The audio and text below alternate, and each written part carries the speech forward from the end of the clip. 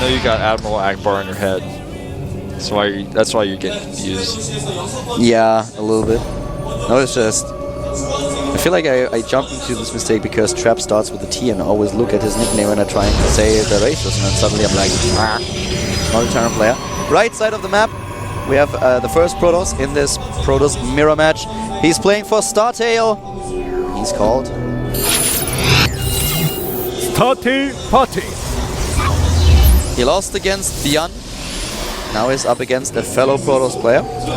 Yeah, probably prepared actually to fight both these players, including this STX player. To the top left, he is known as STX's sword. Trap. Prepared one strategy for this map specifically, for this matchup, because they only have to play one PvP, unless there's a tiebreaker later on, which is very unlikely. And in which case they could probably just use the same strategy if they wanted to, depending on the map. This map is really big. We may see a late game PvP on this map because it's so large, and the engagements may be determined by Colossi concaves. Yeah, they may well indeed. Sometimes we have aggressive strategies on this map that end the game early on, but if it goes into a Colossus war, then of course positioning is everything, especially with how the natural, for example, works if you want to go up this ramp or if you attack at the third base. But for now, what we are seeing is both players sticking to exactly the same build. There are not a lot of differences in what they... Oh, actually, we have a second gate right now before parting. Dumpty? Getting a second gate before... Wait a second, he cancelled that and started his 780 score, right? So it was just a misclick. Am I hallucinating? No, I thought I saw a second gate, but I believe you. I took your word for it. I didn't see it, but... I don't know. Either way, no second gate just yet. At least... No, yeah, he doesn't, because otherwise he would have had the cancel on his resources lost. Yeah. You're crazy, Caldo. First you think Trap's a Terran player, now you're seeing gateways. I have to watch the replay. I could have sworn that I saw additional gateway going up. He may have accidentally, like there may have been the silhouette of a gateway, like he was going to build one, then he was like, wait a minute, I want the core. I was just looking at the production, at the production tab. Wow, I think I need a coffee. You're crazy, man. Watch out. I'm worried. I'm worried too, man. No, the cybernetics icon does not look like a gateway icon. That's not the case. Look at this Twilight Council coming up. And that one is very much real. This is no fake Twilight Council. It's not a figment of Caldor's imagination. You guys at home are seeing a very real, very serious Twilight Council coming down. He wants to be aggressive. Probably going to be for Blink Stalkers, as he does have 2 gateways already producing Stalkers. I feel what happened is that I probably looked at the gateway that was just finishing and then he immediately started the 780 score. Yeah. That might have been the case. Detective Wolf can't figure this one out. I'm not surprised. Detective Wolf is always sitting in his chair when he's going on at his detective work. Yeah, that's the best place to be a detective, man, in your chair. Or a couch. Couches are also fine. The bed, it's alright, but chair is the best. Blink Upgrade just started, and let's see how successful Trap is going to be with his defense. And the probes fighting a little bit, spotting each other, like, okay, maybe I'm not going to put down a pylon over here. Yeah, that's actually really funny how that worked out. The Robo is done, and he starts his first Immortal right away with the Chrono Boost. Scanipede is checking the first pilot. Actually, I don't even think Scanipede has vision, but Trap will see it. Scanipede hanging out with his buddy over there. Gossiping a little bit. Scanipedes are not known to travel in groups, but they have. Scanipedes are talking to each other. Did you hear, by the way? Did you know that I heard that Parting got a Twilight Council and he wants to attack? That wow. Guy. This blink timing indicates more so that he wants to expand behind this rather than try to kill his opponent, because he's waited so long, the map distance is so far, and he's getting the Robo now. So he's going to try to expand while pressuring his opponent and having the ability to jump into the main base if Trap ever moves out. But Trap already has the first Immortal, and he'll be able to start a second one in just a few seconds when he gets 250 minerals. There it is. There's the next pylon, though, and with the Observer, he can definitely use this high ground and low ground position to his advantage.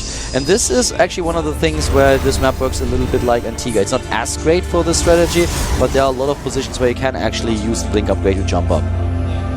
I think he saw the Observer, he wants to kill it. He's sending his stalkers to chase it, but I don't know if he's going to actually find it. He's already ahead in harvesters and is now long distance mining from his natural parting, that is. He finds the observer, blinks on it, pounces him like a cat. To the left we have the rest of the units trying to find an opening here. He just wants to poke at the Nexus a little bit, but the thing is, there's so many units for Trap. Parting is setting up his own expansion. Yeah, you're right. There's quite a lot of defense set up for the STX Protoss. He may be able to get in here and pick off the Robo, but it's not going to be easy. Will he make a pylon and do the sentry trick? I don't think so. There comes the Observer.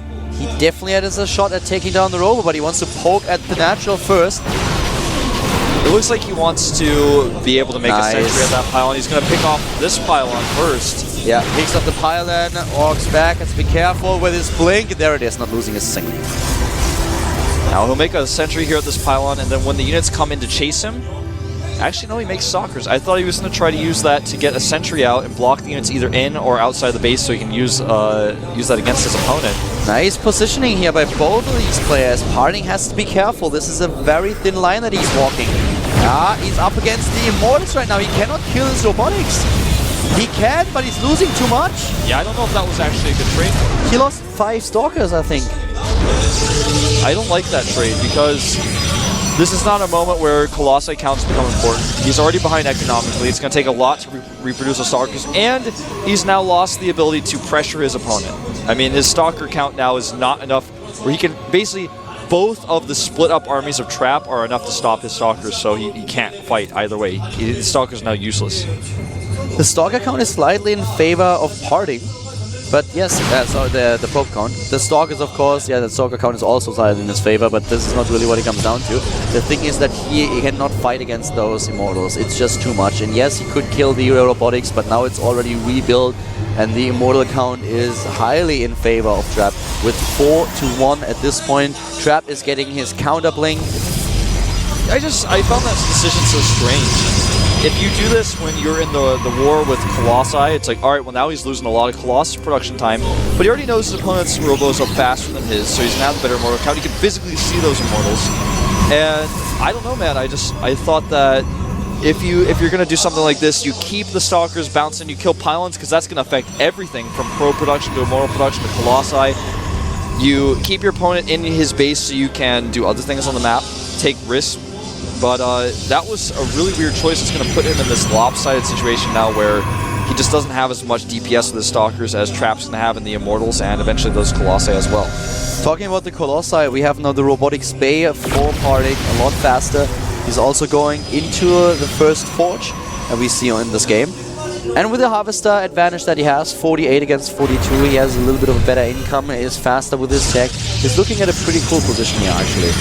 A lot of people, yeah, you're so right, by the way. A lot of people who go for this counterblink that we see Trap getting, well, a lot of people don't do it because they feel like their Colossi get behind, and that is actually what has happened, because now he went for the counterblink to be safer. A lot of people like to skip that, but he's going to be facing his opponent's Colossus count being faster than his. He's also going to be a little bit behind with the second Robo and his Forge because he spent all his resources on the Twilight Council. He sees the push out.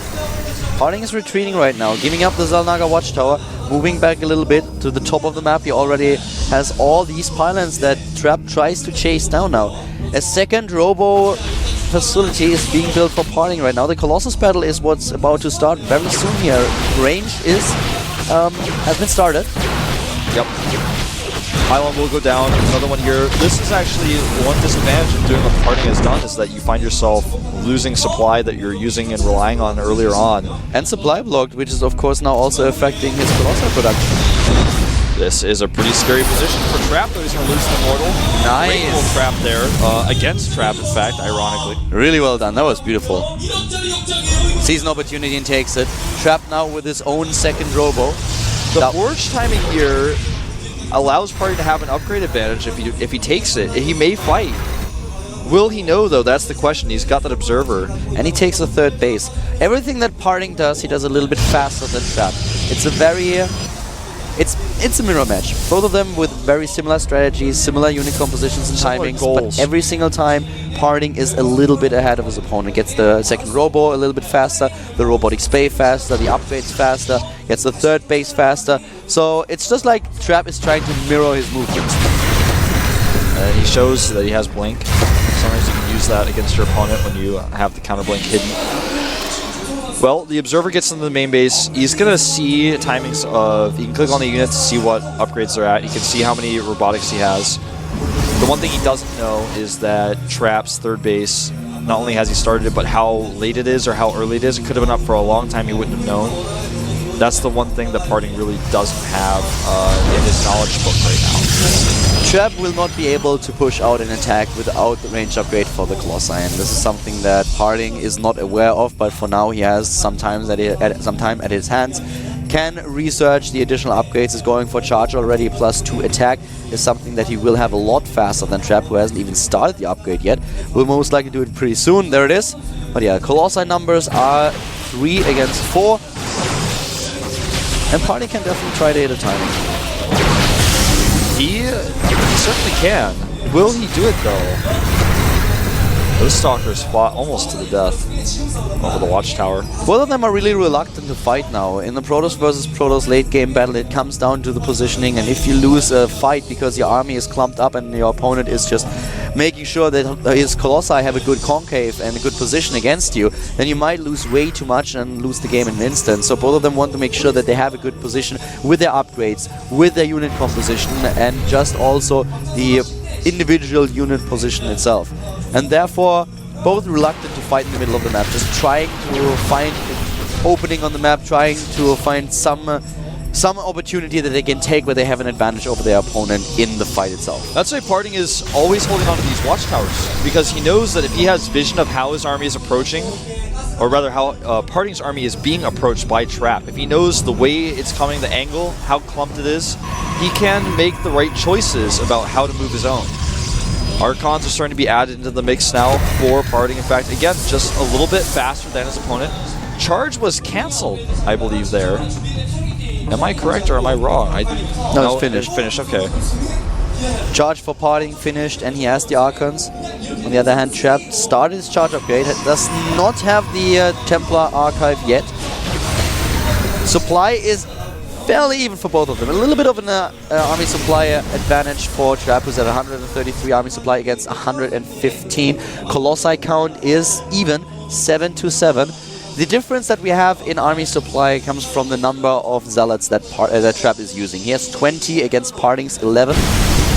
Zealots are not damage dealers in this matchup. They are Colossi shot tankers. Look how far ahead the +3 attack upgrade for Parting is. And Trap is not starting his. He will very soon, but he has the resources. He's, I don't want to say slipping, but he's always losing a few seconds over his opponent. Every single time that a new upgrade has to be started, it seems like Parting is just wait for his to end in order to get the next one going, whereas Trap is losing precious seconds.